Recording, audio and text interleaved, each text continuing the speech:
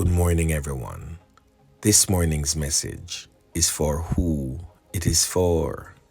So, I received an email from someone who says that they feel like they're slowly dying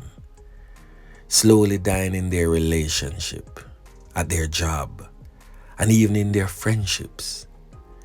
They feel like they're suffocating and drowning. So, with that said, this morning, I'll be looking at the word alienation in a more holistic way. Alienation is a painful yet protective disconnection from others, chosen to safeguard the authentic self. Alienation, a painful yet protective disconnection, born not from bitterness, but from a deep and often desperate need to preserve the authentic self. It is the soul's quiet refusal to keep molding itself into shapes that don't fit. A chosen separation when connection begins to cost more than it gives. You see, my friends, this is not isolation for the sake of loneliness. It is self-preservation in its rawest, most sacred form.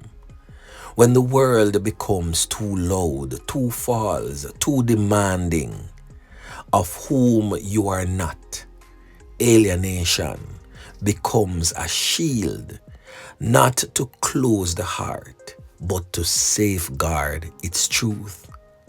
The ego may interpret this as rejection.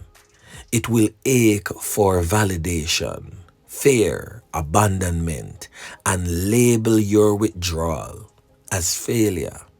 But the soul understands that sometimes stepping away is the only way to stay intact, to avoid betrayal, not of others, but of yourself. So in alienation, you walk alone, and yet in that aloneness, you begin to hear your own voice again.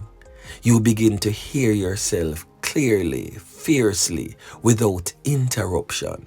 You begin to see where you have abandoned your truth to belong, where you have dimmed your light to be accepted, and where you have tolerated what never honored you.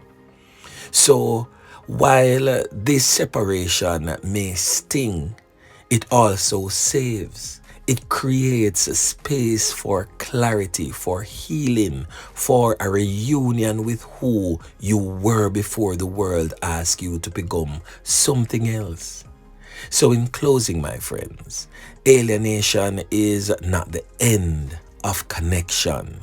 It is actually the beginning of alignment, because only when you are rooted in your own authenticity can you return to others with wholeness, not need, and with love, not performance. Yeah, man, a word to the wise.